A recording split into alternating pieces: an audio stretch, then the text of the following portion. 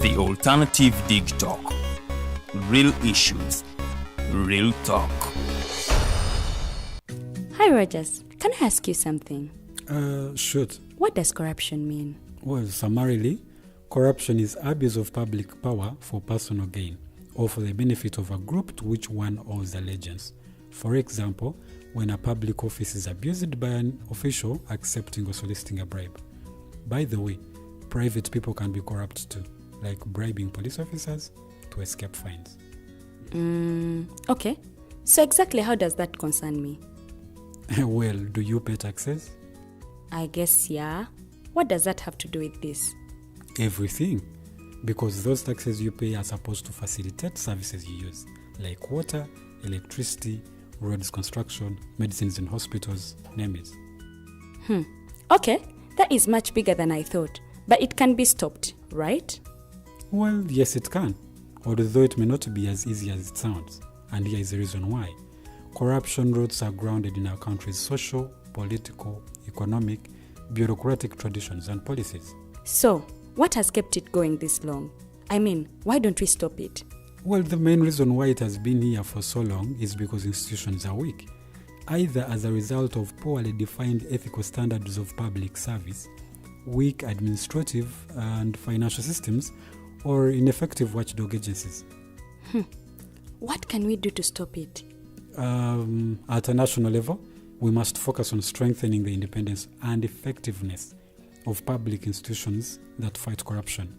At a personal level, we must commit to never giving a bribe. I promise I'll never give a bribe. Well, that's a great decision you have made. Me and you now have to spread this message to all our friends. If we all do our part, corruption will be no more. This message is brought to you by Alternative Digital.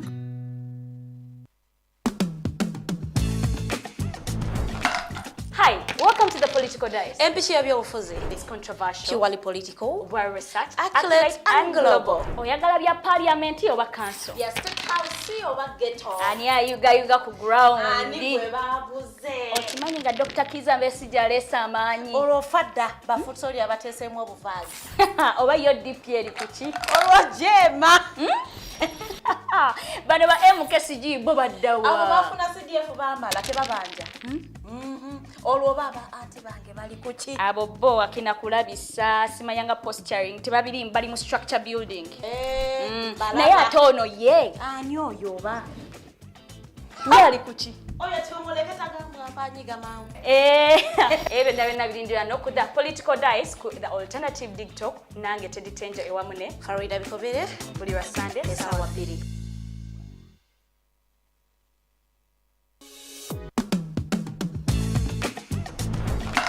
Hi, welcome to the Political Dice. Empishi ya byobufuzi. It's controversial, Purely political, well researched, accurate and global. Oyagala bya parliament oba council. bya state house oba ghetto. Ani ayugayuga ku ground. Ani bwe babuze. Okimanyi nga Dr. Kizza Besigye aleese amaanyi. Olwofadda bafutoli abateeseemu obuvaazi. Oba yo DP eri kuki? Olwojema. Bano ba MKCG bo baddawa. Abo bafuna CDF baamala tebabanja. Olwo baba ate bange bali kuki? Abo bo akina kulabisa simayanga posturing tebabiri bali mu structure building. Naye ate ono ye. Ani oyo oba? Ye ali kuki? Oyo kyomuleketa gamu apanyiga mawu. Ebe ndabena birindira nokuda Political Dice ku the Alternative Dig Talk nange teditenje ewamune Farida Bikobere buli wa Sunday esawa 2.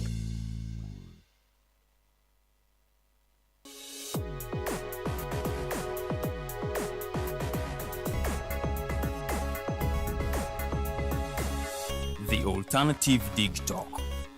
Real issues, real talk.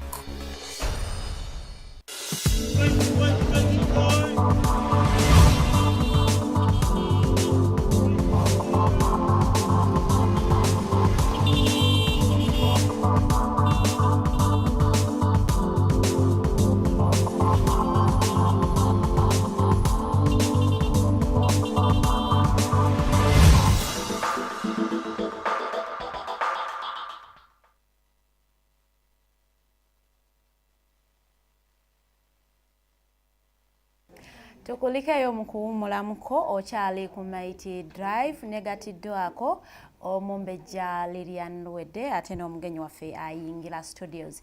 Njagala okubategeeza nti we live on Facebook, osobola ogendayo n'otunoonyaako ku The Alternative Uganda oba TikTok TV, ezo pages bbiri ogenda kubanga ate otufuna bulungi nnyo. Olunaku lwaleero tugenda kubanga ate tuwayaamu tunyumyamu challenges oba ebizibu bamaama oba abazadde bye basanga nga bakuza abaana ba teenagers. Lilian yabeera atya mu Luganda? Ali wakati w'omuvubuka n'omwana omuto kati talina kigambo kimunyonnyola kyenoonya lwakuba bwe sinnakifuna. So ensonga ze twagala okutunuulira in this era raising a teenager might seem a little difficult. Nti tuli mu era ya social media ya digital, so a lot of things bibeera munnange bikukaluubirira nga gwe omuzadde ng'olwaizinga omwana ng'atuuse mu myaka wakati w'emyaka 13 for as long as omwana wo otandise okumugamba 13 14, there is a teenager. So bizibu ki by'osisiŋŋaana ng'ate okuza omwana ali mu stage eyo era butya bw'oyinza okuba ng'ate obiivunuka. So munnange gwe ayina obuzibu bwonna you want to share with us skills ze wakozesa ng'ate raising a teenager. It is your time now. Ogenda ku Facebook tuli ku The Alternative Uganda, ogenda kuba ng'ate otufuna bulungi nnyo. Comment section gikozese because you are not with us in the studios. So osobola okuba ng'ate oteekamu your challenges in the comment section. I will be going through them in our second hour of the show. Osobola okulaba ng'ate omugenyi waffe ayambayambako okulaba nga abikutereereza mpola mpola. It is a Wednesday, beera Women Crush Wednesday here at Digital. So mu studios imba today muno Mumbejja Luwedde Lilian, and our guest is normally a woman. So today we have the Executive Director of Rising Teenagers Uganda. Tugenda kuba ng'ate twogera nsonga z'aba teenager mulenzi muwala byonna. So tugenda kuba ng'ate tunuulira challenges muzadde z'ayitamu nga rising teenagers. Gwe maama ayina teenager, tata ayina teenager. Come and discuss, this is your show. Osobola okulaba ng'ate rising omwana wo bulungi nnyo nga toyina buzibu bwonna. Ngenda kuba ng'ate nkwata Lilian atulamuseeko before she comes in. Ngenda kubanga nkuwa quote of the day. Awono Lilian atulamuseeko asobola okubanga ate ayaniriza n'omugenyi waffe mbotongole. Our quote of the day is, the early adolescence years are crucial for a child's cognitive, emotional and social development. The early adolescence years are crucial for a child's cognitive, emotional and social development. So emyaka egyo omwana watandikira okubeera teenager, abamu bata mu 12, 13, 14 and 18. So oyo mwana wasinga okubanga akulira development nga developing mu bwongo bwe, mu emotions na mu buli kimu. So mweyo stage omuzadde woyina okubanga ate obeerera ddala very very active ng'omwana wo akula, ng'omonitoringa nnyo, ng'omugaidinga ngate omumentoring. A very good morning Lilian. Good morning Farida, and good morning viewers. Thank you so much for keeping it the Alternative Digital. I am Princess Luwedde Lilian. I welcome you on the show today. The show is mainly about teenagers, but also parents are involved because My Uganda is not. So we're going to be talking things to do with teenagers because we're in this digital era. So what are some of the challenges the parents are facing, and how can they go about these challenges? We're on the Alternative Uganda. Yes, that is where you need to put your comment, and it will be read before we come to the end of the show. So at this juncture, let me welcome our guest of the day, Ms. Nankunda. Thank you so much for creating time. Yes. And you're most welcome. Thank you. Say hello to our viewers. Hello everyone out there. Good morning. My name is Hope Nankunda, the team leader at Raising Teenagers Uganda. Oh, okay. You're most welcome. Thank you. We would love to know who is Ms. Nankunda in details. Yes. Hey, Hope Nankunda is a female Ugandan, a mother to 3 daughters. I am actually raising teenagers in my own home. My firstborn is 19, my secondborn is 16, and my lastborn is 13. Oh, wow. So I'm in the middle of raising teenagers. So when I come to speak to Ugandans, I am speaking about things I'm watching as a parent and look forward to learn from each other and be able to support each other as we move forward. I'm also married to a very wonderful gentleman, and I am, again, like I said, a founder of Raising Teenagers Uganda, an organization that started in 2014. So we are celebrating 10 years this year in July, but purposely it was intended to bridge the gap that is between teenagers and their parents. Because we realize that when children get into the teen age, there is friction in a home. And we wanted to see how do we support parents to be friendly with the teenagers so that that transition season is actually successfully gone through as these children move from childhood to adulthood. Yes. You see, sometimes when we have teenagers in the home, there is a way they want to act like they are also old, they are mature enough, they want to take decisions in a home. So we want to look at the challenges. Before we dive into the topic or discussion of the day, I really want to know what inspired you to begin this organization, Raising Teenagers Uganda. Where did you get the inspiration? Yeah, the inspiration came from a very, very significant part of human life, and that is menstruation. I did not tell you that I am a teacher by profession. I no longer do active teaching. But while I was teaching at that time, it is when I realized that actually girls go through a number of challenges. So in a school setting, I would see girls miss school some months, some days in each month. And they would come later and say, oh, my uncle was sick, my jaja was sick, my mommy was not home. But I would note that it's a specific season in a month. And that's when I was like, I think I need to have a one-on-one with these key girls and get to understand exactly what truth is it. Because you can't have your uncle sick every month in a particular week. And when I got intentional and decided to sit with them and say, tell me the truth, I know you're hiding something. They openly told me that whenever they're in their periods, they prefer to stay home, even those that could afford pads, because they are scared of staining their dress. So yes, you have the pads, it's not that you don't have, but you're scared of what if it happens? And what if the boys see me? I don't want boys to laugh at me. I don't want teachers to laugh at me. So I prefer to stay home 3-4 days a month. And then when I'm sure nothing will happen, I'll come back to school. But then I realized that in those days, there's learning. Learning goes on. And this could affect their serious performance academically. And that is when I realized that actually, sometimes if you don't get closer to these young people to tell you their challenges and for them to get encouragement from someone, say, look here, if all of us were missing school in our periods, we would have performed really badly, then it would create a gap. And these children would keep thinking it's okay to miss 4 days a month, 5 days a month, so that they can menstruate in peace and not disturb anyone, but also not stain and not fear to be humiliated. So that is what got me into this work. So around that time, I would talk to their parents to encourage them to have a one-on-one with their children. But also because I'm spending more time now talking to children and talking to parents, I realized that maybe teaching wasn't my area. So I went back to school and did counseling psychology.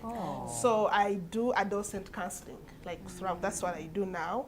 And it's been a journey of transformation as I work with parents and take them through how they can be friendly with their teenagers, but also to the teenagers on how they can be accommodative to their parents. Because like you said, when they become teens, they believe that now I have grown.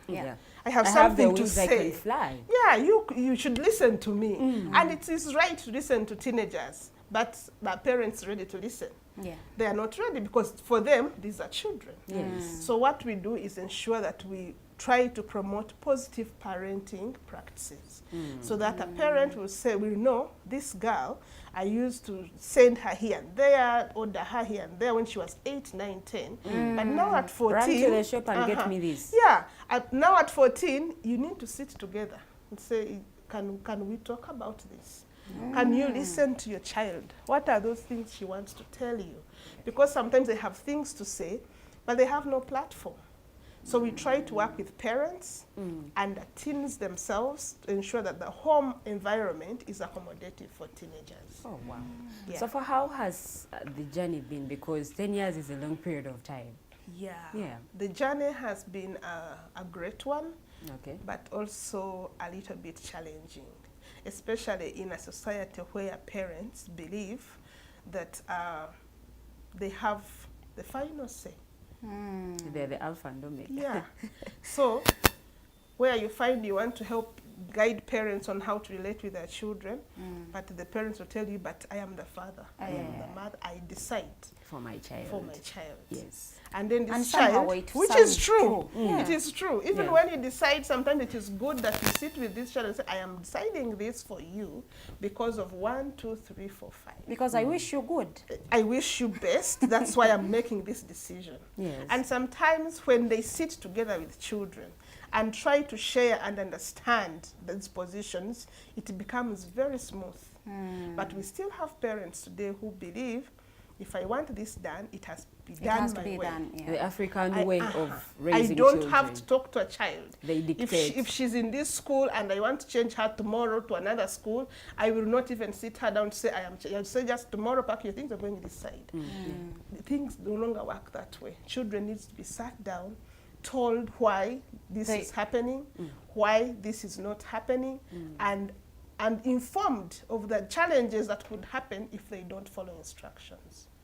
But also children themselves, they need this kind of, understand the importance why they should listen to parents. They need to have that information, and many times they are not given that information. Yeah. You see, when we send children to school, they are sent to school to learn. Teachers are busy teaching chemistry, physics, math. No one will talk about how a child should behave, how you should treat your teachers, how you should treat your parents and their relatives. So the work we do is to ensure that a child realizes that she has a role to play if they want to be to achieve their dreams or to see themselves become what they want to become in future, but also for parents to understand that if you want my children to succeed in this way or the other way, I need to actually sit with them down and take them through what needs to be done. What can I afford? What can't I afford? Today we have a lot of pressure, peer pressure, both on parents and on the kids. Yeah. You find some parents who say, I want my children to be in this school because my friend also has children In the other that school. So that becomes an issue. Yeah. Without looking at the performance of your child, the comfortability of your child. So you find you're trying to live at a certain standard, and You your level child must pay the price for that. But you also have children who want to be in particular environments even when they know that their parents Cannot can't afford. afford. So balancing those requires people to come in and educate both the parents And then And the the child as children. well. Okay, looking at you and taking the clock back 10 years, you were a young woman. How was it you transitioning from the teaching profession to starting your own organization? You know, starting up something new is really difficult. Where did you get the motivation? What kept you moving? Okay, that's a good question. I remember when I made a decision to go back to school to study, in my head I knew that as soon as I'm done graduating, I'll go and start counseling. Yeah, and I thought like it's obvious. Yeah, And it looks obvious. It looks like- obvious, and until I graduated with a very good degree, and now I am back in the market. I am supplying my applications, and I am a counselor. I have graduated. I want to counsel your students, and schools were like, no, we do not employ counselors. So you specifically chose students.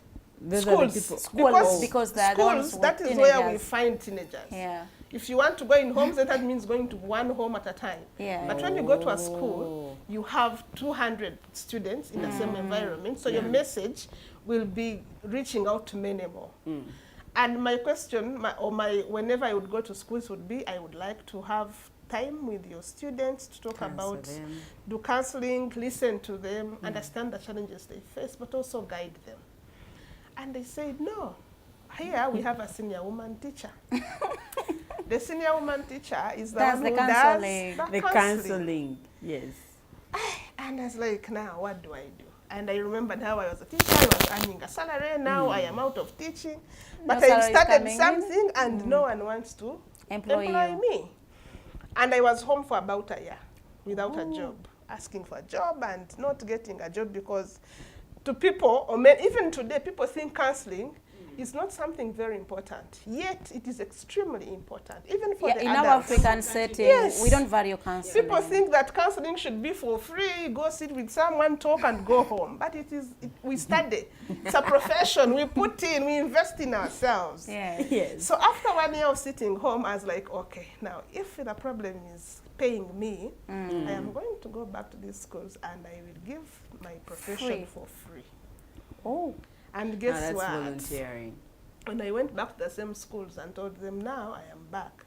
But just give me 2 hours in a week to speak to your students and don't pay me. Don't pay me. I'm going to come here, talk to them, and I go back. They said, oh, it's okay, you're welcome. So people enjoy having Free services. And when I started doing that in those schools, immediately, like after months, they could see the change in the discipline of the young Exactly. people. Yeah. And they would be actually overwhelmed. And now it was these schools that were calling other schools to say, if you want anyone to talk to your students, We call have Hope contacted this Nankunda. person. Oh. They were not even telling them that they are not paying me. Yeah, they said, if you want anything to change in the school and among the students, talk to Hope. They would share my number, which was good. So at that time, that's when I said, okay, now that people are calling me to their schools, I am putting a price. So sometimes people want to pay you only if they are sure of what you're going to offer. And that is the miracle that comes from volunteering. I always tell young people, embrace volunteering, because if you stay home and you're just supplying applications, no one knows what you do. And you're not adding value to You're yourself. not adding value to yourself. No one is seeing what you can do. So there is no way they will think you're actually important. And that is when now I started getting calls from parents. You know, they gave me your number. My child has a problem. Can you talk to her? Can we come to you over the holiday and you talk to me? So the calls were so many. And remember, I didn't have an office. It was just Hope, the counselor. I didn't have an organization. And now I would get people over the holidays coming home to talk to their daughters. I would deliver them, go back, and then we talk. And after I call Come them and to pick them. But this is a home. I have my Yes. own children. It's basically, it's not an office setting. And later, I was like, how do I transition from this to a formal, so that people start to understand that actually they can ask for these services in a formal environment. And that is when I started the organization, Raising Teenagers Uganda. And since then, I've dealt with as many parents as possible, been to many schools. Schools invite me to talk to parents on their parents' meeting days. Because sometimes parents also want to hear a different voice. Yeah, true. Even if they're the same thing that they've been sending in circulars and the teachers have talked about it, they want to hear a different voice. And I'm happy that for the places where I have been and talked to the different parents, there has been significant difference. And for me, that is what touches my heart, making a difference. So what has been your biggest challenge in this journey of dealing with teenagers? I think my biggest challenge has been, again, related to menstruation. Watching girls miss school. Because even when I started the organization, I would have schools, that would call me, talk to parents, but also those that would call me to donate. Donate sanitary pads for girls, which for me is okay, because we are not the same. Yes. Yeah, true. We have been created by God, but we have different statuses. But when it comes to issues of menstruation, menstruation does not look at anyone's status. If the time has come, whether you have the pad or not, the blood will run. Whether it's in the middle of the road or in the middle of church, it will slope and go. Yeah. So my biggest challenge has been trying to reach out to more girls as much as I can, but sometimes failing. Because yes, I've had friends come on board, send donations, even from outside Uganda, it's a Hope, and people have trusted me. Oh, wow. Donations have come through, and people will say, oh, send these donations to Hope, because we know if they reach her, they will go to the right place. We've seen people who receive donations and sell them. Yeah. you find in the Yeah, we've villages seen such. pads in the shop. Yet you received a donation for giving the underprivileged girls. Yes. So I've been able to support over 45,000 girls over the years. But I think the issue that even when you've supported those, you still continue to see more wanting to be supported, which is understandable. Because this thing Because doesn't every end day, every another month. new girl starts her period. Yes. Yes. So you've supported these ones this year, but next year 20,000 will start their period. So I am not even complaining that the number is too big. But being able to even reach out and ask other friends to come on board and support has been my biggest excitement. In 2017, we were 3 years old as an organization. I realized I cannot move on alone. And we started something that we call Hike for Girls. Now, the Hike for Girls is intended to break stigma around menstruation. But because Ugandans, when you want them to give, you must also bring something nice to excite them and say, okay, you're giving, but you're also going to get. To get here. in this way, yes. Why should I come to Hike? It should be a give and take. Yes. So we have, and we have many that have, since 2017, we've been doing Hike for Girls in different parts of the country and different mountains. But wherever we go, we support the girls in that region. And how we do is that people are encouraged to come and pay money and be part of the hiking. We go and hike the mountains. And why we did that was for Ugandans to know their country. Because sometimes you're born here, you've been to Kampala Road, you work here, you've not gone outside the Even city. get married here. Even you get married here, and so you don't know your country. So when people see this, they're like, okay, so I have a chance to see Mount Renzori. Yeah. But also at the same time, I am can support helping a girls in the region to menstruate with dignity. So that is how we got it to catch up with people who would like to support, but also can enjoy something. Get something in along the return. way. So we've been going to different mountains since 2017. This year we are going to West Nile, Terego district, again to support girls in that region. But the purpose is that while it's been a challenge supporting many girls menstruate with dignity, I am saying anyone can come on board and be part of this journey. Because menstruation is here to stay. It is not going anywhere, but we can all do something to ensure that girls are able to enjoy their periods as they study and complete school. Does Rising Teenagers Uganda particularly concentrate on girls, or it even includes teenage boys? Yeah, so the name itself, like you hear it, Raising Teenagers, it is for all teenagers, boys and girls. And for the schools where we work, because we establish clubs in schools, to be able to have a safe space for girls to come together and share their challenges and receive guidance. But we said we cannot have clubs in schools where they are mixed students, and then you're just coming to call girls alone and say, boys, go to the pitch and play. We are saying no to that, because children are children. Yeah. Both girls and boys need our support. And while we talk about periods for girls, boys also go through issues of wet dreams, issues of voice breaking. It is painful, it is hard, and sometimes the fathers may not even have time to talk to their sons about this.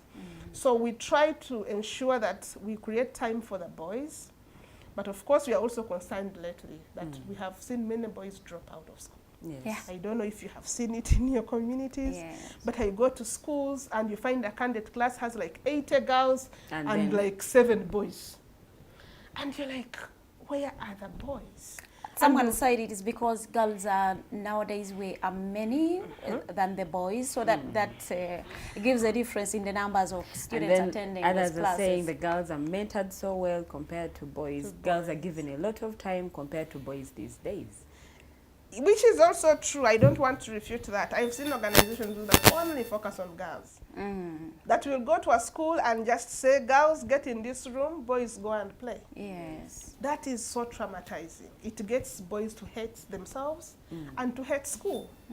So it's important that everyone who is working to empower young people looks at young people as a whole, boys and girls. Because before, when empowerment hadn't come, the programs everywhere, we would see that we had more boys in school. Yeah. And many girls were considered for marriage. Yeah, You know, if you have started your periods, you're 12 years old, you're now fit to be a woman. So the next period should find you in your father's house, in your husband's house. Yes. So the empowerment programs came in to break that kind of belief, to remind society that a girl is still a girl as long as they are below the age of 18, whether they've begun their periods or not. But the empowerment came with a lot of energy. And that's why now we have more people reaching out to girls, and now more girls in schools compared to boys. And we don't want to say that now, first leave girls alone and go back and pick the boys. Because still would be making another big mistake. Yes. So what needs to be done is to ensure that children are considered as children. Both boys and girls. If you have programs setting out to empower young people, let them be young people. They should be inclusive. Exactly. If boys are 14 years and then you say we only want 14-year-old girls, then we are creating a bigger problem for the future generation. Because we still want to believe that as children grow, they are going to start families. Yes. So if you find that you're going to start a family with someone who is not educated, then domestic violence is yet to start afresh, because they'll be fighting all over. So we need to empower both girls and boys and ensure that they're able to achieve their dreams and support each other to become better citizens. Yeah. Wow. So where is Raising Teenagers Uganda found? Our offices are found in Ntinda, but we also operate in other districts, including Wakiso, Shema in Western Uganda, and Isinjiro.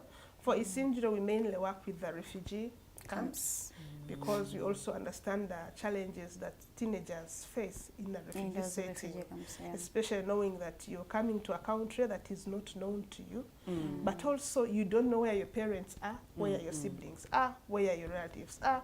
So we said we need to share some love with the refugees, and we mainly work with the docents in the refugee settlement. We also reach out to Kamuli district, and in Kamuli we went there during the lockdown. After seeing the cases of teenage pregnancy, it was it was up. And we were like, we can't sit here and watch this with our eyes and do nothing. So we added one district in Eastern Uganda, and that is how we are operating. Our brothers and sisters in the northern region of Uganda. That's why we are taking the hike there now, because we think that they also need some love, and we're taking that love next month in July to share with them the little we have. And whenever we go to those places, we don't only meet the young people and give them pads. We meet their parents, we meet the local leaders, we meet people who are connected to ensuring that children are safe. And when we meet them, don't just greet them and go back. We sit them down and educate them about menstruation and why girls should never be subjected to marriage because they have begun their periods. Okay, so how can someone be part of the hike for girls? Someone can be part of the hike for girls by, one, reaching out to us to get more details, but also we have those who can't actually hike for girls for different reasons. So they can support by donating sanitary pads to take to the girls in West Nile. Others can actually sponsor. They can sponsor young girls to hike, because when we go there, we don't just go and hike and come. We want people in the community to understand why we have come. So we encourage them. We already have partners at the ground who are mobilizing people, so that when we get there, we hike with them and tell them why we are doing this, so that even when we come back, for them, they have the message and they can actually take it on. Moving forward, we don't have to wait to go back to tell them that actually you can hike again. So we want people to embrace this and take it on and move forward. But also, another person can actually donate underwears. We've been to places where you have the pads and the girl asks, how will I use it without Underwear. And sometimes when we say these things, some people will be like, what's wrong with these guys? Like, how can there be a girl without knickers? But it is true. People are having challenges. Even for places where we've been and we ask them to even, like, where we can't afford to give every girl, we try to encourage on the alternatives. You know, you can get an old cloth, fold it properly, and instead of staying home, like, make sure you don't miss school because of menstruation. But you must have seen recently a place in eastern Uganda where they were using kavera with soil. Did you see that? Yes. So that is how bad the situation is. And all those things that they are trying to put up is to ensure that they don't get humiliated. Yeah. So someone is trying to say, if I put this soil and I put it there, maybe my blood will not drop down. Yeah, it but will we know stick the in the dangers. soil. We know that danger associated, and that's why we keep saying, please, let's not get tired of supporting other people, especially when you are in position to help. Because I think that's where the problem is. Yeah. You have been blessed, you have extras, but you find that even getting a dozen of knickers to give someone who doesn't have is a problem for you. Then there's a big problem. Some people So- are naturally not givers. Yes, and we want to encourage them to start to give. For me, I have taken it on myself to encourage everyone. Someone can have clothes at home, they have not used them for 4 years. Yeah. But they'd rather keep them in the suitcase. They enjoy seeing them. Seeing them in their house when someone is naked out there. God is going to ask us questions when we meet him. Because what did we do different? Yeah. What did we do to the people who needed help? Yes. So you can't keep everything to yourself and keep cheering yourself up and you think all is well. It is not well. So we need to embrace giving. We need to embrace doing good. And sometimes people who have it have also been helped by other people. Yeah. So if you have been blessed, can you extend a blessing to another another person? person. Whether you know them, whether Or you you don't don't know know them. them. Because at the end of the day, it is between you and God. Yes. Yeah. Wow, I want to send my shouts out to Nana Mwafrika Mbarikwa. Thanks so much for watching. We are going in for a short commercial break. When we come back, we are going to dive into our discussion of the day, the challenges that parents face while raising these teenagers. A very good morning.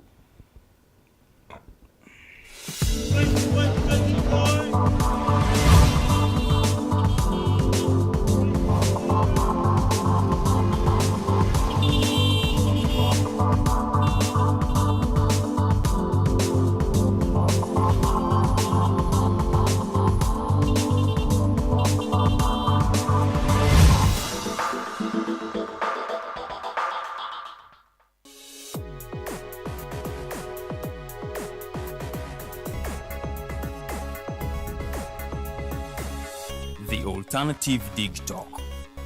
Real issues, real talk.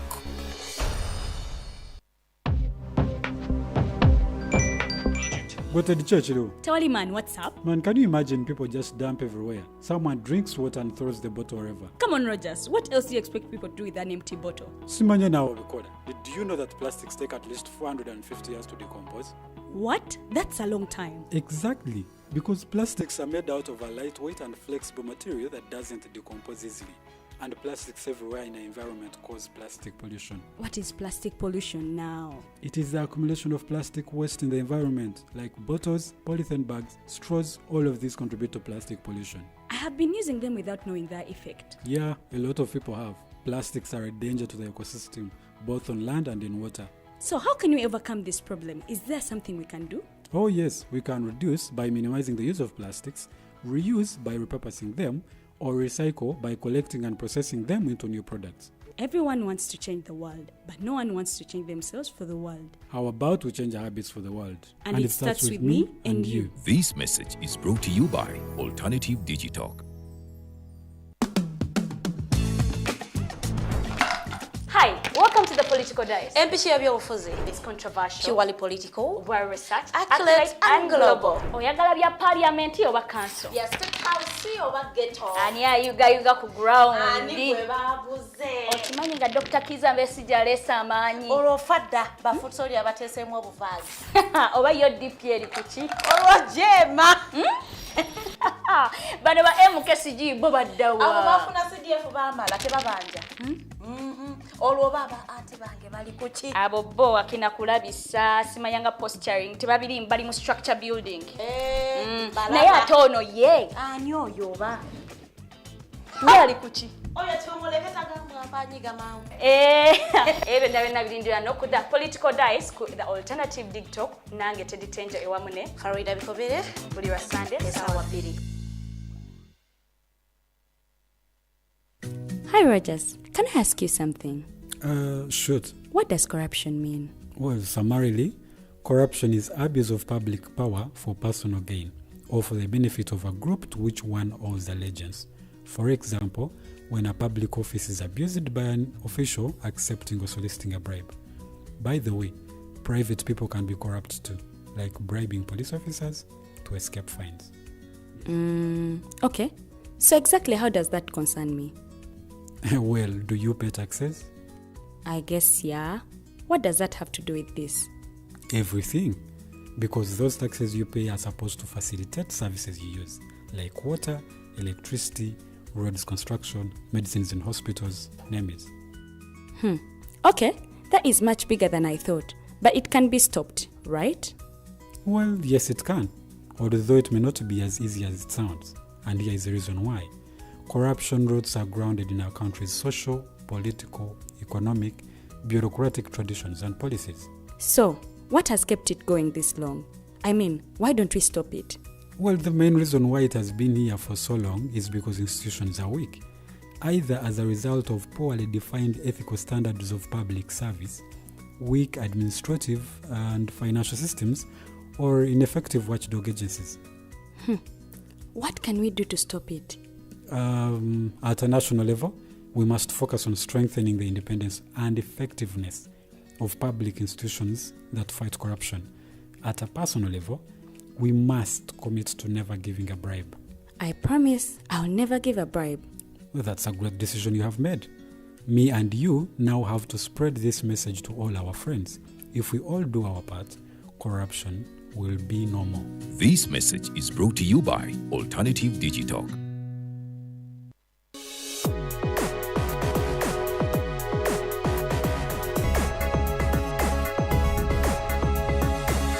The Alternative Dig Talk.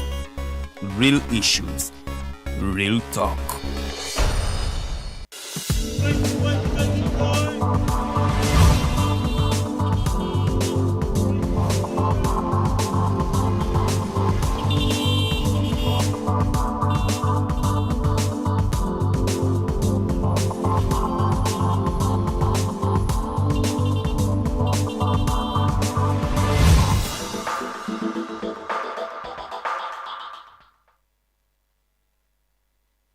It is the second hour of the show. I am Farida Bikobede. I am with our Mombeja, Luedelirian, and our guest of the day, Madam Hope.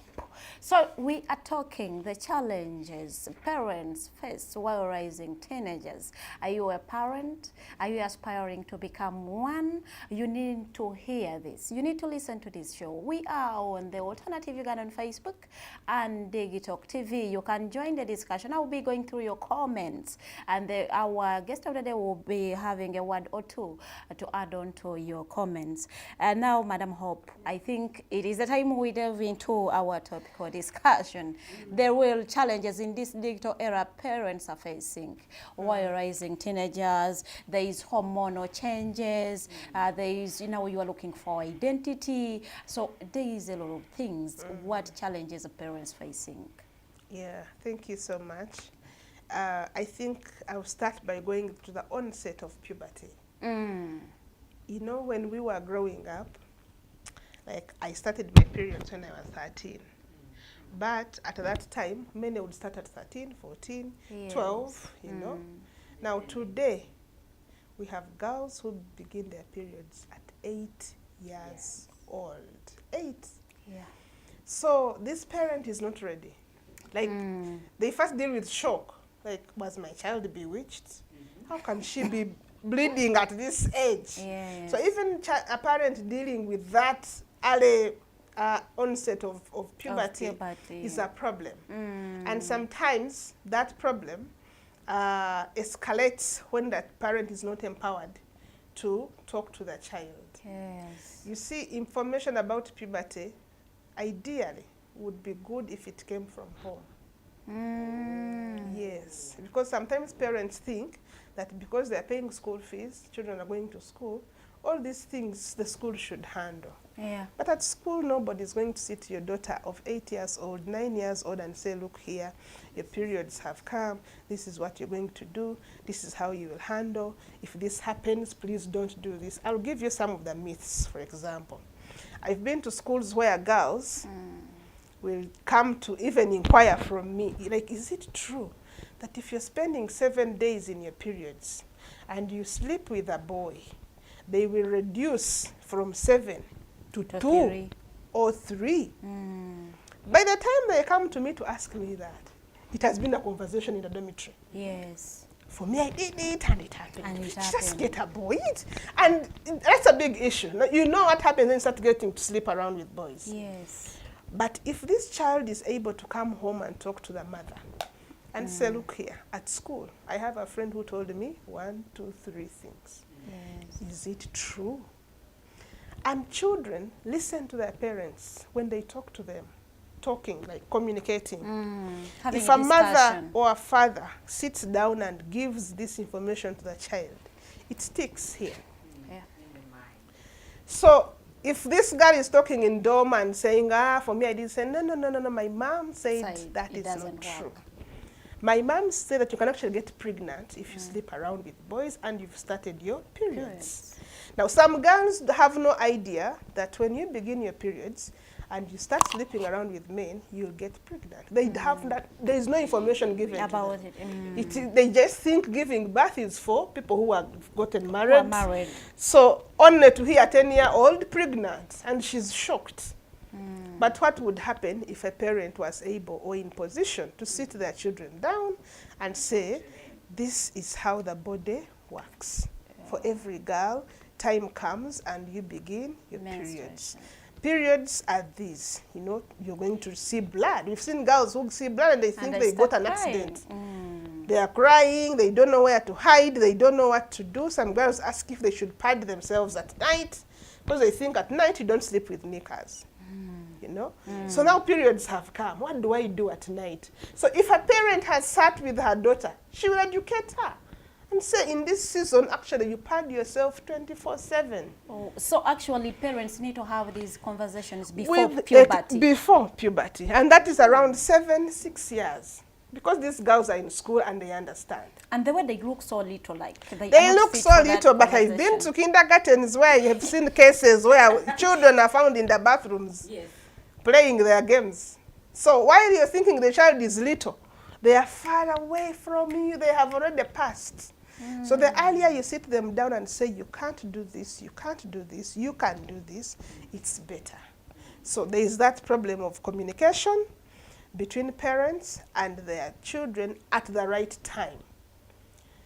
2, some parents, if you find that you are a parent and you can't actually talk to your child, it's important that you have a family member that if I send my daughter to the auntie, and then you alert the aunt and say, I'm sending my daughter for this weekend, please talk about reasons. 1, 2, 3, 4, 5. I can't tell her, but help me tell her. That way you're actually doing a great role as a parent. Because while you fail to give this information to your daughter, the auntie has given it. Some people may be having problems with aunties. Yes. They don't talk, So get a friend. There could be a friend in your circles that if I sent my daughter to visit auntie so-and-so, and I alert her to talk about this, she will. So let's try as much as we can to create atmospheres that allow children to learn this information. Because the truth is, at school, children are getting information that is mixed up, and they get confused, and sometimes they want to try it out. I'll give you an example of one boy, a boy who was 13. No, he was turning 13 like the following week, and I had gone to the school for counseling sessions. This boy comes to me innocently saying, Auntie, I am becoming 13 next week, but I'm scared. And I said, what's wrong? Why are you scared? They're asking me if I've got a girlfriend or not. The friends? Yeah, the friends. They're like, you can't get to 13 without a girlfriend. You've never even slept with a girl. Like, are you normal? So this guy is coming to me to ask me to help her on how to get a girl So that next week, By the time he turns 13, he yes. qualifies to be actually called a teenager, because that is what qualifies them. Being a teenager is You must have slept with a girl, you must have a girlfriend. And mommy, this is an innocent boy who is stuck. So he doesn't even know. He said, how do I talk to the girl? She's asking me, the counselor. So imagine if this boy had a conversation with the parents before coming to boarding school. Yeah. Because even when you're preparing children to come to boarding school, we concentrate on shopping. You know, what do you want? So how many do you need? How much do you need? Which pocket money is enough? But we don't package information for our children. So that even when in dorm she hears different voices from different students, she'll say, my father said this, my mother said this, and that is what counts.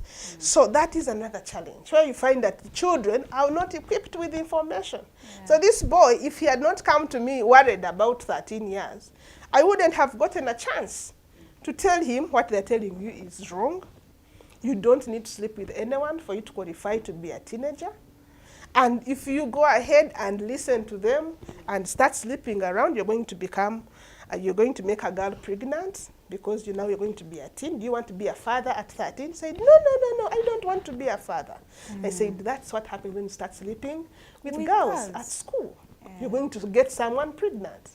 2, do you want to fall sick, acquire some diseases, syphilis, because he knew about them.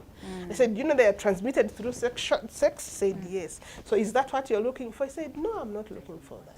So for that information to come to a child like that, it is because for him he had the courage to come and ask me. Yes. But how many thousands of boys will not come to ask? And he's now busy looking for, and now that's how they start raping even the young girls. Even the sisters. The sisters at home, because they're trying to qualify themselves. So that when the conversation is happening in dorm, you actually qualify to talk. If you haven't slept with a girl, they think you can't talk in dorm. So they're looking for how to qualify. So I challenge parents to sit their children down and give this information. Sex is not for children. It's not. But have we told our children? We have not. And nobody is going to tell that child for you. You're going to be there and your son is 15 and they call you that your son got someone pregnant. Yeah. I don't think that's the information we want to hear from our children or even in our own families. Then we have peer pressure. Children listen to young people, fellow young people. They listen to each other. They plan. But everything that comes with peer pressure is actually neutralized by what parents have told their children. If you have not talked to your children about the different issues that happen to their bodies, the challenges of sleeping with men early, how to manage their feelings. When we talk about feelings now, it's another issue, because some teenagers actually believe that their bodies are meant in such a way to respond to the feelings they get.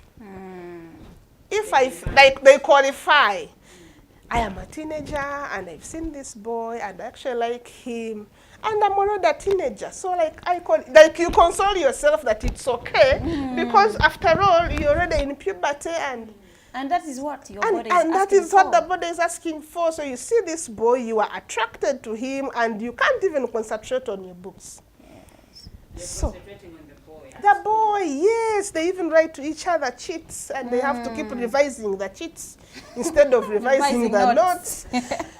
And all these are stages of development. Yeah. But if these children have been given information that actually your body at one time will demand, but this is how you react. Because what we need to teach our children is, while the body will tell you that so-and-so is attractive, this teacher is attractive, this boy is attractive, you're supposed to tell your body that you're still young. You are still young. This is not for this moment. And how do you distract yourself? Distracting yourself means, one, you will concentrate on books. You will do storytelling. You will do sports. You will do drama. So every time you think about this boy, you run to the pitch and do basketball. By the time you come out, you're looking at how to clean yourself and you're tired and you won't sleep. So you won't get time to think about this boy who is on your brain. But the fact that they have not been told that you can actually manage this is where the problem is. And we need to really embracing talking to these young people. Otherwise, you find a girl by the age of 18 has slept with like 20 boys. Yeah. And maybe one of them even gets up, and they even start practicing abortion. Yeah. I don't know if you know that actually there's a lot of abortion rates in schools. And sometimes it becomes acceptable. Oh, I can swallow this tablet. Oh, I can swallow this. If you take this, they even tell each other. They know all tablets. If you want to sleep with a man today, now swallow this tablet. You take this one. Can we talk to our children? Because the more you feed on those tablets when you're young, the price to pay later when you're married is big. It is so, exactly. And at that time when you are 30 and you're looking for children, it is too late for you to reverse what you did when you were a teenager. So we need to let teenagers know that their bodies are precious, but also there are dangers associated with these tablets they take because they're going to have sex with boys. Time is going to come when you want to have children and you can't, because all your eggs, you have actually affected them as you transit in the teenage age. So parents should be able to give this information. But sometimes parents also do not have this information. They don't. Our parents are also not informed. They are not informed. Some are busy. So, yes, they are busy chasing everything else. And by the time you realize that actually you've lost a lot of time, it could be very late. You find out when your daughter has had like 6 abortions. Yeah. And you're not aware. You've been seeing her in the house, going to school, coming to school, everything is okay. But this has been happening. So we need to also, even when we don't have this information, let's be interested. Let's look for it, because parenting is a journey.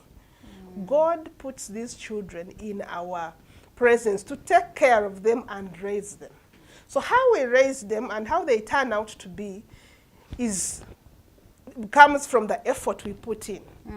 And the effort also starts with wanting to know, how do I raise these children? Yes. So even having chances to talk to many parents and educate them and empower them is something I hold so dear, because sometimes they actually don't have this information. True. Yeah. So another challenge, of course, now is on social media. Social media has come, and it's like a wave. Everyone is, the old, the young, the judges, the babies. Oh my God. Social media has become social media, and some of the parents have openly provided the gadgets, smartphones, laptops. They are freely given, and there is no regulation. These children can access any information they want on YouTube, on TikTok, On Facebook, Google. They ask anything they want to ask. But how do we regulate these children as parents? Because again, if you are in position to provide everything you need, the children need, and you can't guide them, then you are writing on top of water. Later, you'll be looking back and saying, I wish I had waited. I wish I had regulated. I wish I had guided. But it would be too late. There is a lot of sexual harassment on social media. on social media. A lot. A lot of it. Men are putting profile pictures that are not theirs. Exactly.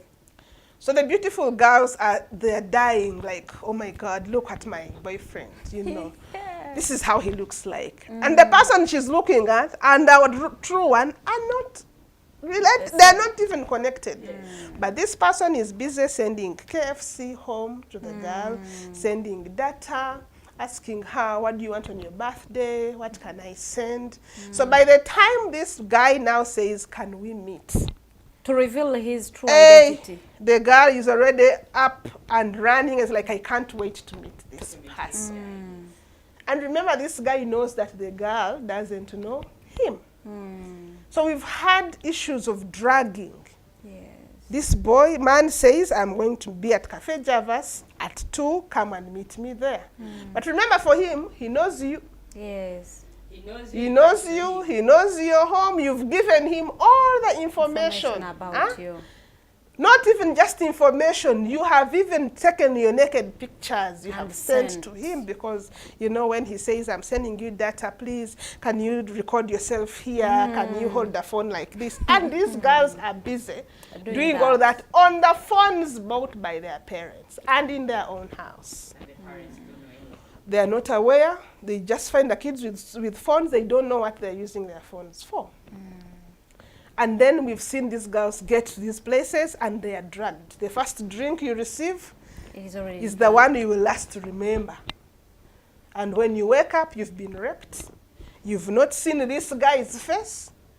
And now the connection has ended because they go and clean up their accounts. Yeah. Because what they wanted all this time was to get you and sleep with you. And now they're looking for the next victim. Exactly. So for you, you are now done. They are going to the next victim. This is happening to our girls. This is happening day and night, and it is very, very unfortunate. We've had girls committing suicide as a result. Yeah. We must have had. But also depression, the levels of depression are too high, and it's because of this, the blackmail. Because this man will now start saying, if you don't come to see me, I am sending this video to your father. I actually know your father. Then they send you the picture of your father. You don't even know where they got it from. Yeah. Isn't this your dad? If you're not coming to see me, I am sending this direct to your dad. But you don't want to know the video he wants to send. What will the video that he made the daughter record? So we need to educate these children to hold their bodies so preciously. Yeah. You can't just start recording your boobs, your private parts, and sending to someone you don't even know who they are and where they stay. Because later, blackmail comes in and children are really, really dealing with a lot. 2, we need to regulate these girls and boys on how they use their smartphones. Because we have some kids who wake up in the morning, even before they greet anyone, they are on their phone. They are going on the dining table. Trending, of course. On the dining table, they are drinking, they are putting. They will not even take their things to the sink to wash them because they are online. Yeah. At night, at 2, your daughter is online. Yes. You don't even know. You are in the house, you're sleeping. You don't know who she's chatting with at 2. So regulating is very important. For me, my girls know that if it's 9 o'clock, the phones, all of them, come to my room. Wow. It's a room. The father, the mother have put it clearly, and you don't even ask them that now bring. They say, Mommy, the phone is here. All of them. It's 9. Because it is a culture you have. Exactly. Because you see social media is tempting. You see this video on TikTok, then you want to see the next one. Yeah. And the next. Before you know, your child is not sleeping. Sometimes it is a full movie on TikTok. You watch part 1, you want to go for part 2. These comments, let me read the next one. Before you know, it is 4 in the morning. And these are young people. So they are not even sleeping, because sleeping is important for the brain. Yeah. So regulating is important. Let's not stop at giving gadgets, but also give guidelines on how to use them. Kids are abusing drugs these days. Teenagers. Yes. And then you wonder where this is coming from. Is it the parents that have failed to do their job, or the excitement of wanting to know how does this work? It is the peer pressure. I remember in one of the schools where I do counseling, they had this pen. It's a beautiful pen that when you look at it, it's a pen, but it was a drug for charging. So you charge in the socket, in the evening, you smoke it. Yes. A pen, yes, a drug in form of a pen. In form of a pen. So anyone who sees it will not even think about it. Even your teacher will not bother with you because it will not think about it. But by the time I came in support, now this guy was like running mad and we wanted to do rehabilitation for him, senior 5. And now asking the students how long he has had the pen, it was like 4 years old. From senior 1. Coming with it, like, and students would be like, but what is that? And he would not tell them what it is. He wouldn't say, you know. So you find that now the drugs have been put in You must have seen where they said don't bring cookies to school. Yes. Because some drugs have been put in cookies. So also people who sell drugs are finding different ways to make sure that they are yes. So it's a whole big challenge, and it is again the role of parents to talk to children about the dangers associated with drugs. If people don't have this information, then they will continue to have these drugs and they'll appear like it's normal until you are now looking for a rehab, and now you have to pay a big price for your child being an addict. So that is another big issue that needs to be addressed, and I hope parents can really, really be intentional, because these children are also smart. They know how to do it and how to hide it from parents. We have issues of sleepovers. I'm going to sleep. Sleepovers. My friend, you know, there is this, there is a kapate. Can I go and come back on tomorrow? Dear parents, please, you need to start stopping your children for those, going for those programs, because a lot is happening in people's homes. A lot is happening, and our children are falling victims without even their knowledge. Someone calls you innocently to go for a sleepover, kumbe they have prepared a party that you don't know. And the party is filled with different drinks, which appear like Fanta and lemon and what, and they have put in a number of drugs. And your child is going to feed on those the whole night. It is important that we try to avoid that, but also regulate your children. Try to know, and me, I always challenge parents. Do you know the friends of your children? Because sometimes when you know the friends, then you can easily guide. But if this is your friend, how come he was doing this?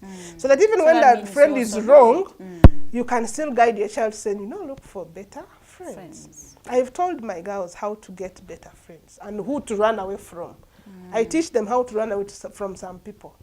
If someone cannot even tell you, let's go for this discussion, let's go for this, and all that, only thing they tell you is about another person, basically Rugambo. I tell them that's a wrong person. You don't need a friend in that person. Run away as fast as you can. So we need to have those conversations with our children so that they are able to actually tell a character and say, I think this is the character Mami was talking about. And that alone can help to save a child from becoming something she would have become. But do you think it is right for parents to give phones to their teenagers, especially these ones between the ages of 10 and 15? It is not right, but you see the era has come. And now COVID, when COVID came to us, the best excuse for every parent. You know, my daughter is doing online classes. They have online classes. They have to have a gadget. They have to have internet. So when they bought them for online classes, even when COVID went, they forgot that it went. Okay? It is because some schools adopted and system. I've seen schools which allow children to go with phones. You go with it and you leave it in the DOS's office or the headmaster's office? The school keeps it, and then they tell the children to pick them on Saturday, use them over the weekend. But that is something I cannot do. Like, what is very urgent that you must tell me? You know? And that time... You're at school. You're at school. What do you have to if something is not right, to go to the teacher and tell them to call me. But giving phones to children to go with to school, it is a diversion. That girl who has a phone over the weekend cannot think about any discussion group, cannot think about anything apart from going to check updates. What happened on TikTok from Monday to Friday? So the whole weekend is for updating herself on what happened where, which Rugambo is on, what is hot, which hashtag is out. That is... And really, yes, I know parents, we love our children so much and we want them to have everything they need. But sometimes regulation can save you a lot. I don't think your child would really, really die if they didn't take a phone to school. It is not possible. So while we are moving with trends, let us be reasonable. Let us see what children can do without, and we leave it. Because imagine your child now recording her body in a school setting on a Saturday. And it's a Wednesday, she's thinking of Saturday. Oh, Saturday is coming, I'm going to send another video to my boyfriend. Shoka, she's in class thinking about that because that is what is in the head. So if the phone is not there, she won't even think about it. Let them get them when they reach home, where you can actually monitor and regulate. So for me, I know some parents could say, oh, this one doesn't understand. Maybe she can't even afford. But let me tell you, even when you can afford everything you need, when it comes to raising children and wanting them to be responsible in the future, they will not be responsible in the future if today they have been supported to go astray. It will be difficult to get them back online. There is a saying that says that if you support your child's mistake when she's young, when she grows up or when he grows up, you have to pay a lawyer to go and defend them in the courts of law. So how best can parents regulate their teenagers using these gadgets and then the social media trends that are on? You have a teenager of 12, she has now a fan base on TikTok, and now it is demanding for her to post videos every day. We have seen these young girls who are acting like real grown-up women that doing all these things. They do challenges of a song that you really look at it like, this is a mature song. A girl of 8 years shouldn't be sitting in to do this challenge. So how best should parents do regulate their kids? Like I said at the beginning, we start with friendship. Friendship between children and parents. These children are loyal to their friends. It even becomes more interesting when they are friends to their parents. They never want to disappoint a friend. They will do anything for a friend. So I always tell parents, apart from being a parent, can you be a friend to your child? And when you're talking to her as a friend, sometimes she feels accountable. Everything she wants to do out there, she'll say, oh my God, how will mommy see this? Is this in your child? Like, does your child ask herself how you will feel when she's about to do wrong?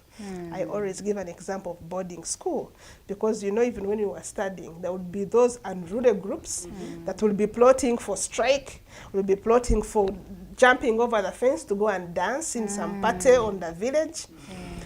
What would make your child actually reconsider that decision? You know, these are 6 girls. They are known to be hyper, but this is time now for jumping the fence to go to that party. What is that word that can make your child change her mind at the last hour? If the others are jumping the fence, and then she's like, you know what, you guys, just go. Let me go to bed. They'll go to bed because they've remembered something that their parents told them. So the packaging, what you package for your child in terms of words, not corridors, not cornflakes, not Lato milk, but words. What words have you given your child and have registered here? That even when they're about to do wrong as an entire school, she would say, I am not doing this. And the reason behind that decision is because of how you relate with your child.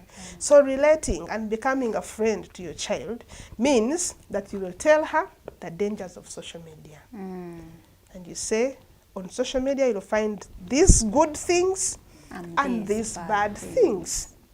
So you find, my last born does a lot of baking, but she taught herself from YouTube videos. So she goes to YouTube, sees which cakes, which ingredients.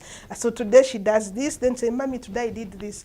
But there are things on YouTube that are actually negative. Yeah, true. Okay, so how do you get your child to say, I have an interest in this, in art, for example. How can I go on YouTube and get something that can build my interest? So that gadgets are used for the right cause. Because I don't want to say that phones are bad. They are not. They are not. There's a lot of good that can be found online. So, but it can only happen if these children have been guided and told, if you want to find this, this is where you should go. And they'll use it for the right way. If you find that you've not regulated or guided your child, and then she's now depressed because she shared her photo on Instagram, and then she has only 10 likes, and the friend has 1,000, and then she won't eat food at home because she's depressed. And she has 4 comments which are negative. So how you sit your child down and tell her about life on social media is what builds them. Also reminding children that whatever is on social media is not actually the truth. People only post the positive side of their lives. Yes. Exactly. So you find someone is struggling to be like the other person, but when in real life, that person is doing really badly. So all that is information that children need to absorb, so that even when they see, there's a time when I was sharing with my girls about one of the schoolmates that had about 1,000 likes on a shoe she was putting on.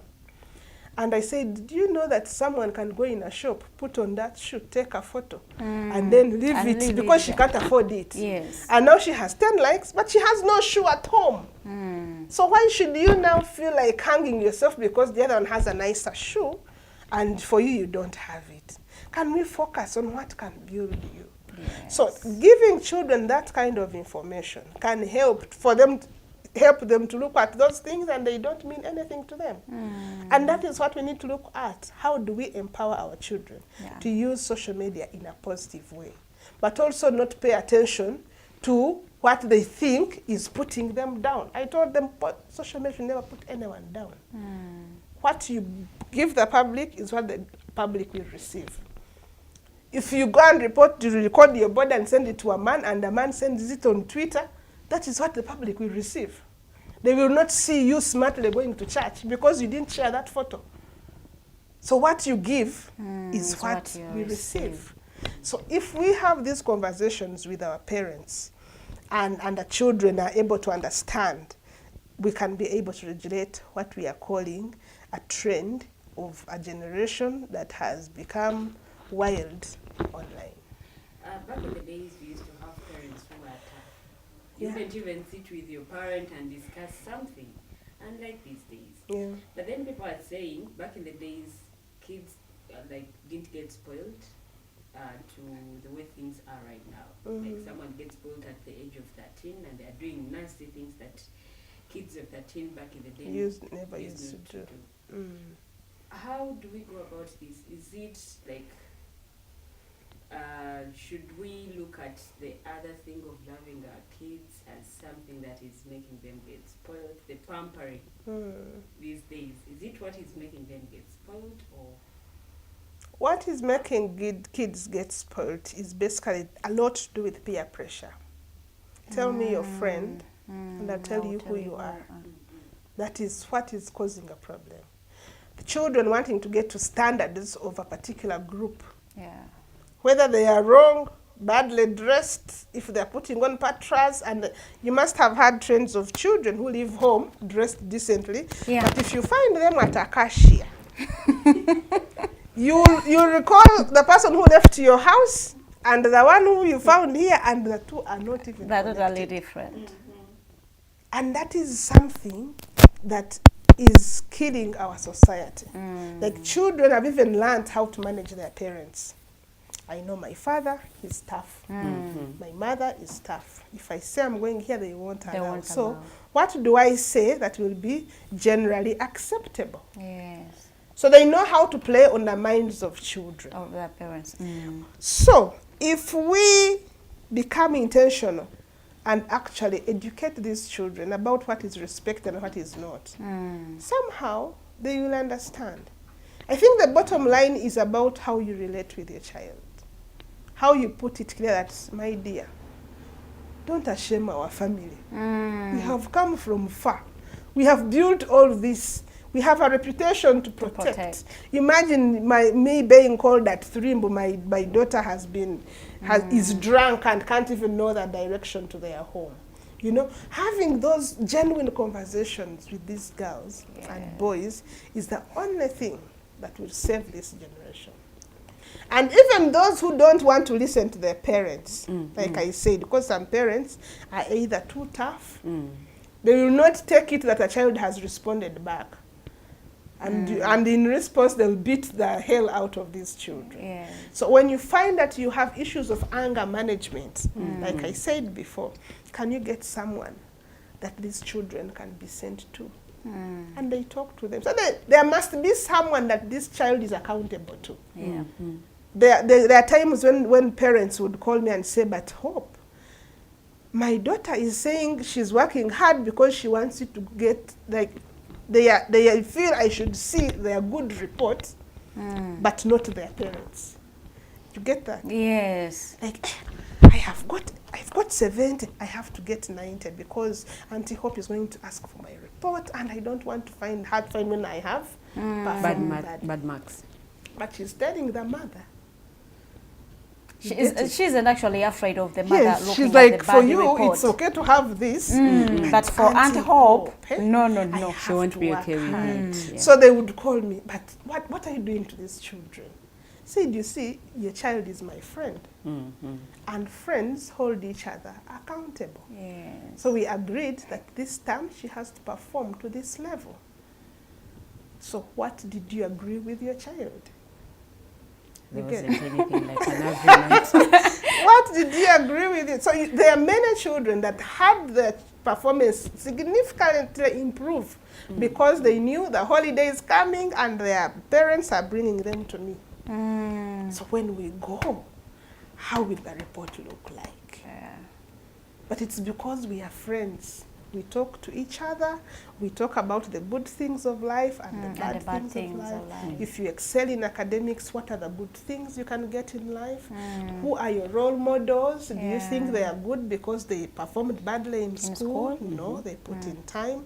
How can you perform well? Get your friends to be good performers. If you want to perform well, you can't be having a best friend who is always number last. So all those discussions are supposed to happen between you and your child, but when that doesn't happen, let there be another person who is accountable. So these children, they may not listen to the parents, even care about the report, but there is someone they are accountable to. So can parents get those key figures in their family and tell, maybe a father can tell his brother, I'm sending my son, please talk to him, guide him. So that there is some level of accountability. You find that this child is going to Acacia Mall to put on a skimpy thing, but it's like, I hope my uncle wants to go to that supermarket today. To see me. Like he can't see my uncle me. shops here, my auntie shops here, so I can't go there. Exactly. So how do we set standards that hold children accountable? That if we do that, then we are on the right line. Okay, in our last minutes of the show, I'll be going through the comment section. Nacha Unerita, thanks so much for watching. She has a question. Thanks for the show. Your guest has a very good cause. Naye, how has the education ministry or youth ministries been of help? Okay. So I read one, you answer, I read the second one. Good. You see, when they ask me about the education ministry, that takes me to the government. Yes. And for me, I think the difference now that I would say about the government is that they have tried to make schools a little accommodative, more accommodative actually, while before it was difficult to actually appreciate the work of counselors. Right now it's appreciated. You find that there is a framework by the Ministry of Education, but giving guidelines on why counseling is important, on why having these safe spaces for young people is important. So if those guidelines are put in place and they are shared with the ministry, with the different schools in the country, you find that you would register some difference. I didn't get to talk about children with disabilities because they also become teenagers. Yeah, so you find that we have a section where children with disabilities are in school, attending school, but sometimes maybe in terms of performance and how to access classes, it is more better today than it was before. You'll find that maybe this child, if you talk about UNEB, we have now a system that attends to children with special needs, which I think it's an effort that we don't take for granted.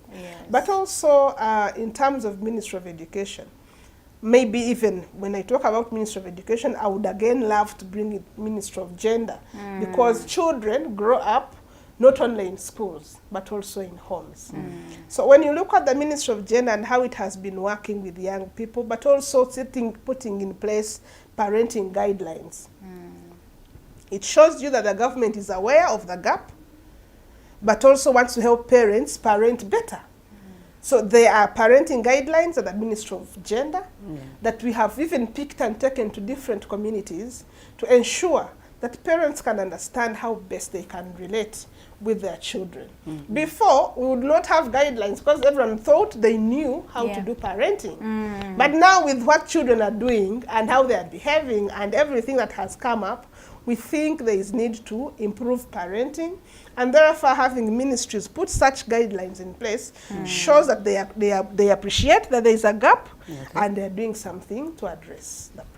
Okay, while studying, we used to have some clubs in schools. Has she thought of recruiting young people in schools in form of clubs like Rising Teenagers clubs in schools as means of to have ambassadors in schools? Okay, I think maybe she joined in a little later, but I talked about clubs. When I say that in schools where we have clubs, we have both boys and girls because we don't segregate.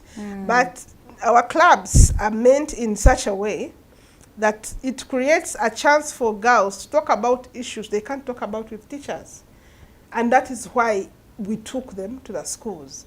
So that they have this platform where they can feel vulnerable, share their challenges, seek guidance, and then go back when they feel, oh, finally my problem has been shared. But we don't only do the clubs, we also do one-on-one counseling. Because we have children who are not comfortable sharing their challenges in a group.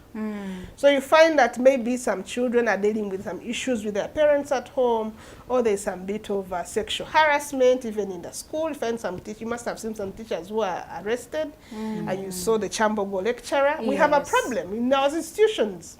People who are meant to protect girls are the ones who are harassing them. So the one-on-one program helps us to actually understand the challenges, but also see how we can solve these challenges. Chisembayo na cheyunerate mpozi nechela, she seems to side too much with a girl child. Let it requires both gender to deal with these fears. Even when I work with both boys and girls, I have been pointed at many times that you side with the girls a lot. I actually do side with all the children, but I don't know if it's because I'm a mother of girls that my wording will continue talking about girl child, but I really try as much as I do. Like at Raising Teenagers, we have a sponsorship program for some girls who are vulnerable, but we also have boys that we are paying for school fees, and that shows you that we are not for girls alone. If we go to a family and this boy is really performing well but can't afford school fees, we have supported them to continue with school, but also be able to be good examples in the community so that they appreciate the importance of educating boys. So for that comment, I will try to regulate how I talk about the girls, but my work is for both boys and girls. Innocent Ineviona, thank you so much for watching. Time ago, I used to see her in a campaign over girls, not brides. Was it a campaign that ended? Okay. Girls Not Brides is a network. It is a network of different organizations that are working to end child marriage. And we are saying that girls should be left to be girls, not brides. We should not meet a girl who is 12 years, putting on a gown, going to get married. That is the name of the network. And this network is still ongoing. In Uganda, we have about 122 member organizations, and all of them are working towards ending child marriage. But it's also a global network. It originated from London, so it is running in about 100 countries. And all the efforts of that campaign is to ensure that girls are in school and not in marriage. So the campaign is still on. It will not end until we have finished all the child marriages, until we have supported all the young girls to go back to school, until we have seen men not look at girls of 15 and think they qualify to be married. So all that calls for awareness creation, for sensitization, but also for educating girls to demand for their right to education. Last question, let her talk about absent parents. Absent parents. Yeah, that is true. We have many parents who are absent, but it's very unfortunate because every child really would love to grow in an environment where the father and the mother are present in their lives and are able to guide and are able to walk a journey of childhood and transit to adulthood with the parents. Yeah. But now for the parents who are absent, I just pray that God can touch your hearts to understand that you have given birth to children and these children belong to you and they are your responsibility. We cannot continue to see a generation where some men feel that it's okay to just deliver and go. Because I think what happens is that because it is the woman who is carrying the baby for 9 months, so for you, your work was just at the beginning, and you think it's okay to just sleep here, sleep there, and have these children, and all of them grow without having a father figure in a home. It is extremely unfortunate. And I just pray, I can only pray because you can't start forcing people to go back to their homes and be present. But it is good to raise children, support them, and watch them get transformed. When these children grow up and finish school and they're graduating and they're getting married, it's a good feeling. But I don't think it's the same good feeling to a parent who has been absent in the life of this child. So I challenge parents to do the little you can. As long as you can, please support children to be able to access education, access medical, have where to sleep, have what to eat, so that in your heart you feel like you have done your part as a parent. I think that is all I can pray for. Otherwise, I may not say, oh, please go back home and take care of the child. That's not in my power. And it's a good feeling to know you've provided for your children, they have grown, and you really look at them and you're happy. And these parents we have in homes, they are not necessarily absent from the physical. They are there, but they are not there. They are not there, but they are not there. Yes. I don't know if the question was talking about those ones. And the message is still the same, that if you are home and you still appear like you're not, I would think, for me, when it comes to parenting, parenting is for two people. The mother and the father. When someone is absent and yet present in a home, it means there's a problem. And that problem is what we need to find out. Sometimes it's about communication. The mother and the father are not communicating, they are not talking, they are not on the same page. So sometimes one will choose to withdraw and just watch you. Today we've seen a number of comments about women empowerment and feminism. You know, you are now empowered, so you are the head of the family. You know, I've had a lot of that, but I think empowerment did not come to change who is the head of a family. For me, that is a very wrong concept. Whether you've been empowered and you earn even more than your husband, or you all earn, for me, I think empowerment is meant to stabilize a home. And it's supposed to start with conversations with your spouse. Have a conversation, agree on what can be done to have a better home. I also know that there are some places where you find that, yes, a woman is empowered, has all the money, but will not even do anything. You say, oh, provision is for it's for the man. Even when the woman knows that actually the man doesn't have all this money. What we need to do is to get on a round table and have a conversation. Talk things out. Talk things out. Agree on what can be done. Share responsibility.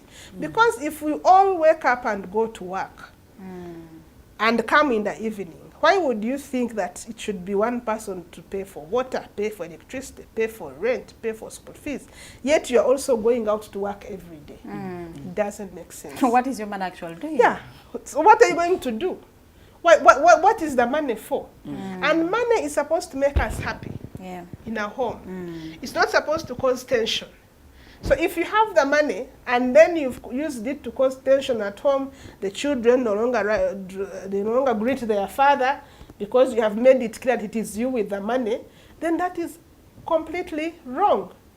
We need to raise children looking at us as their parents, no matter who has a lot of money and who doesn't have. So when we look at parenting in that angle, we shall make this world a better place for our children. So for me, absent or not, when you talk about empowerment, let us know that empowerment came to make homes better. And homes can't be, not to break them. We cannot say we are empowered and therefore families must be broken. No. I do not subscribe to that. Empowerment is meant to make our homes flourish. So if we can do that, then we are good to go.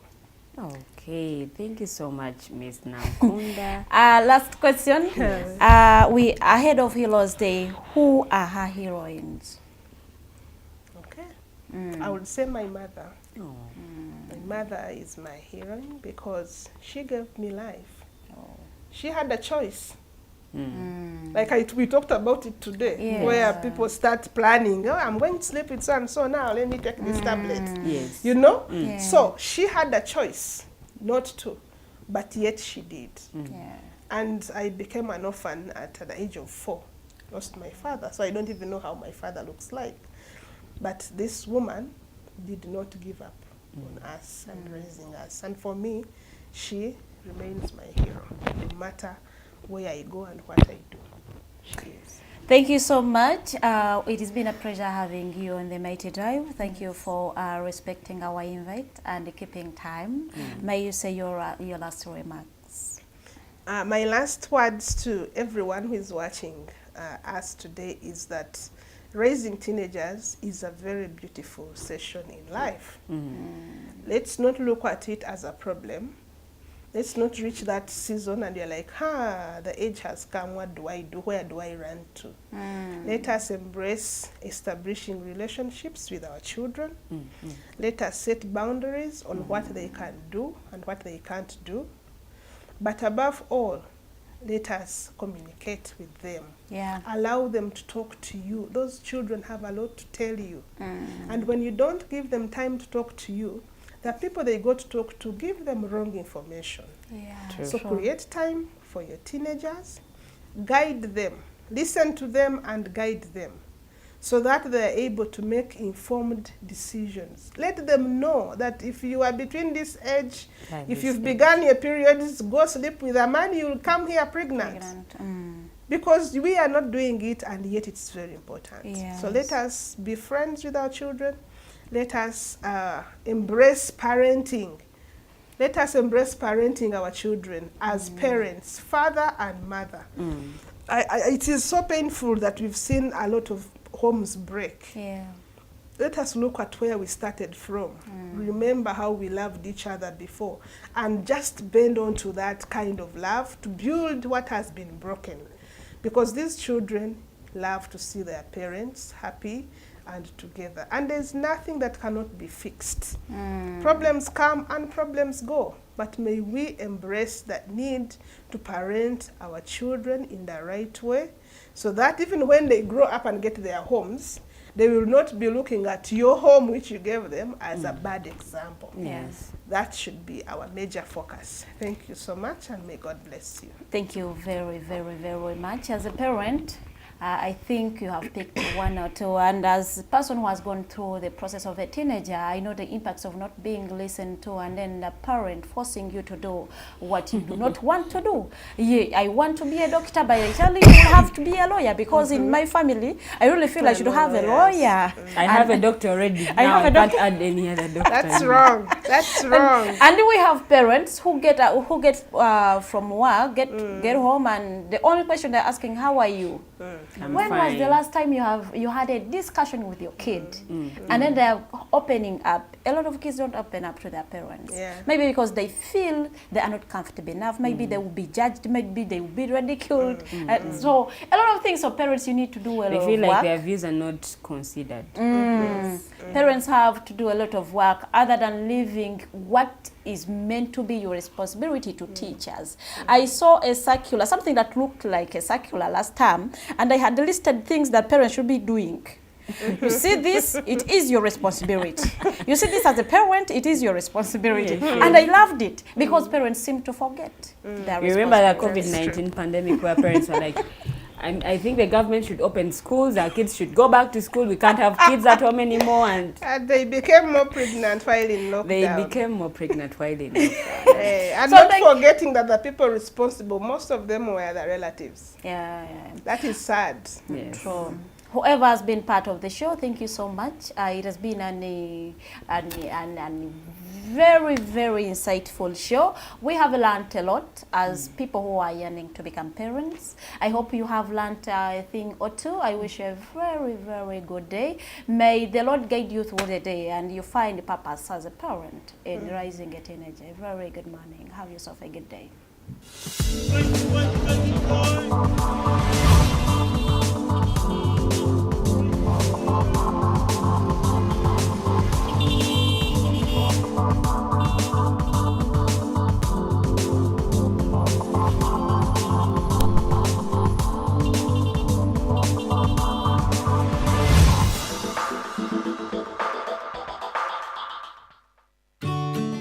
Hey Teddy, have you noticed how little attention science and health issues get in the media? Totally. Edgar, yet science information is very important. Yeah, for sure. That's why the Health Journalists Network is here.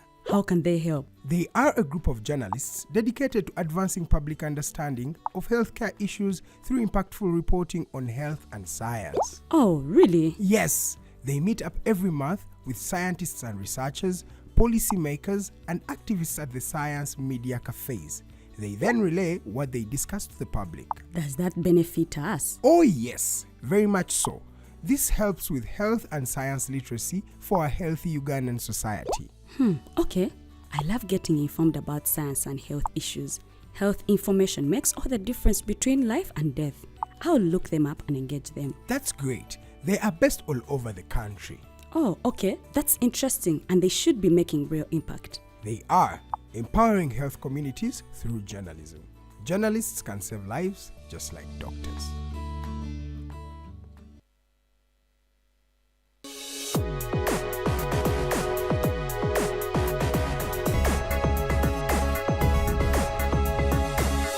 The Alternative Dig Talk.